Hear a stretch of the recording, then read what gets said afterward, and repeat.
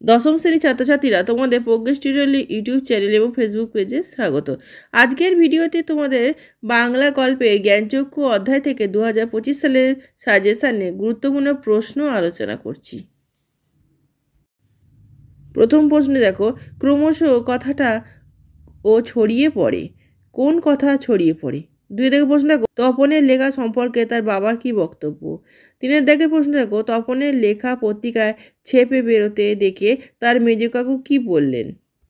পরের প্রশ্নে দেখো, গল্পটা ছাপা হলে যে ভয়ঙ্কর আহ্লাদটা হবার কথা সে আহ্লাদ খুঁজে পায় না। উদ্দিষ্ট ব্যক্তির আহ্লাদিত না হতে পারার কারণ কি? পরের প্রশ্ন দেখো, বোবার মতো বসে থাকে।